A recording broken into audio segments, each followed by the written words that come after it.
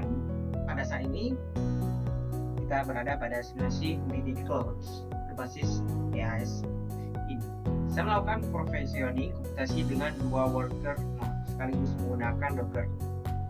Arsitektur yang saya bangun di prinsip ideal, yaitu isolate setiap kontainer berjalan secara terisolasi dan mandiri.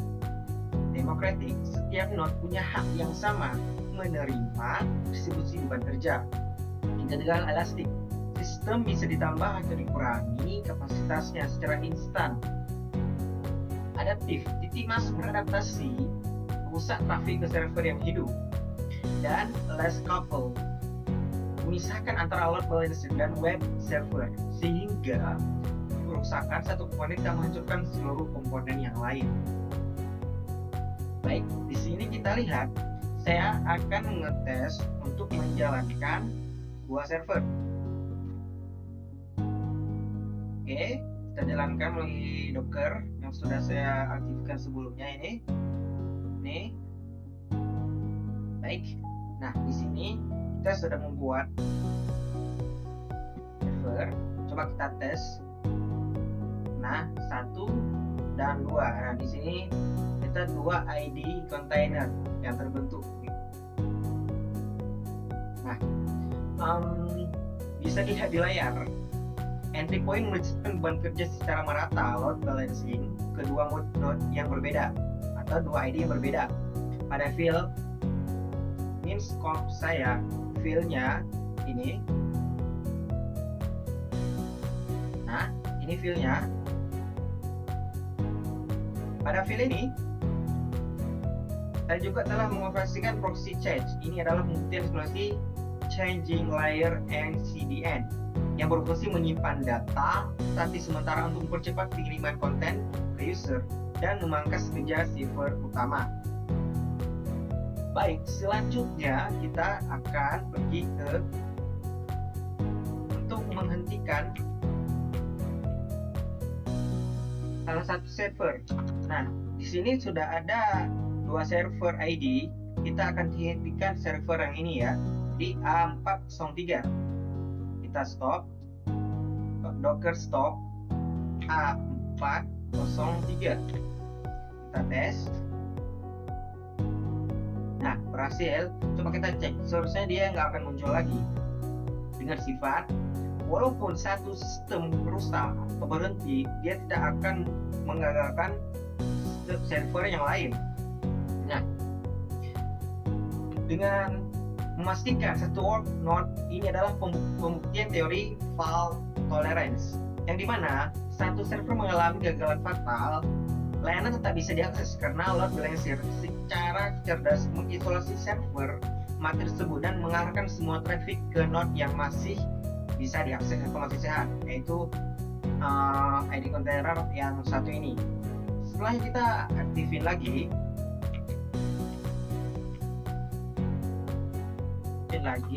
server A403. Ini berhasil aktif, kita cek apakah berhasil. Nah, berhasil ya. Server yang tadi kita sudah fatal atau kita stop berhasil muncul kembali. Baik, selanjutnya kita akan tes untuk membuat lebih dari 2 server sekaligus. Kita akan mencoba sebanyak 6 buah. Tes. Oke. Nah, berhasil. Coba kita tes. Nah, di sini kenapa hanya 2 server ID atau container atau node fork node yang muncul? Karena load balancer mencatat hanya 2 server ID yang tercatat sebelumnya, sehingga kita perlu refreshnya dengan cara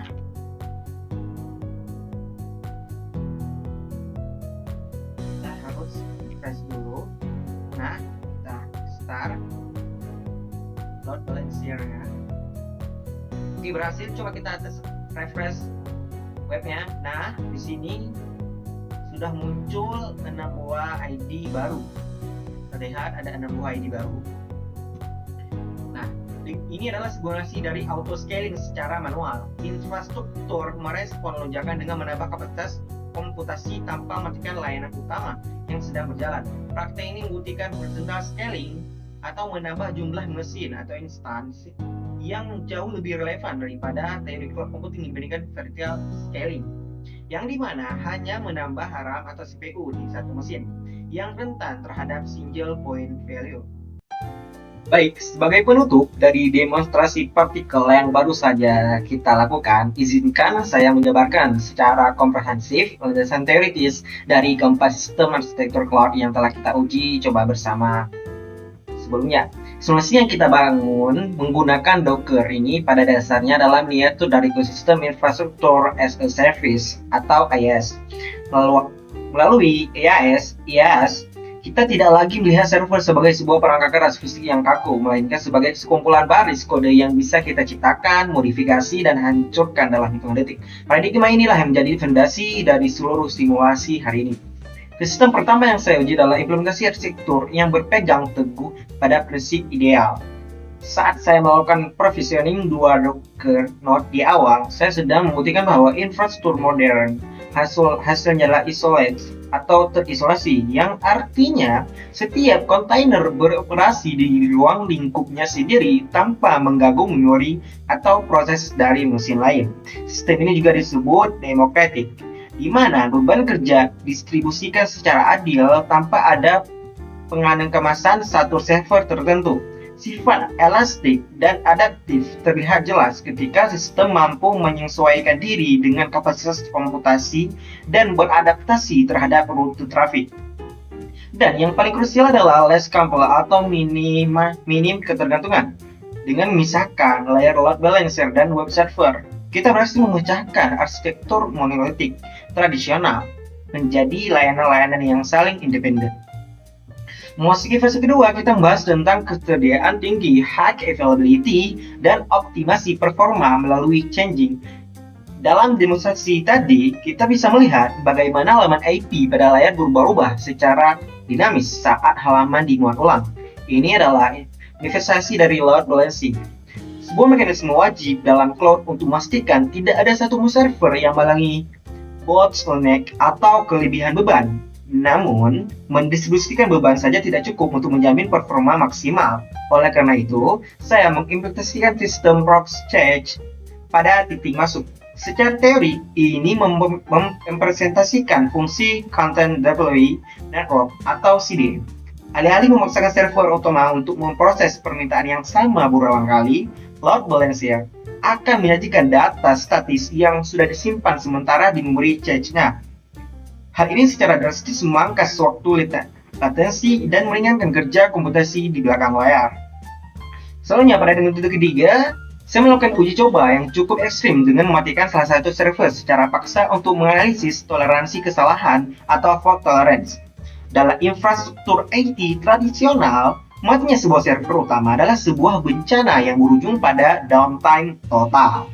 Namun, dalam arsitektur cloud yang desentralisasi, kegagalan satu komponen hanyalah sebuah anomali kecil yang bisa diisolasi. Ketika saya menghentikan satu work node, sistem terbukti tetap berjalan mulus.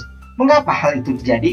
Karena load balancer memiliki kecerdasan untuk mendeteksi bahwa node tersebut sudah tidak merespon dan secara proaktif mengalihkan seluruh arus trafik ke node lain yang masih sehat. Inilah bukti nyata bahwa arsitektur yang dirancang dan baik mampu memitigasi kegagalan perangkat keras tanpa mengorbankan pengalaman pengguna di sisi depan.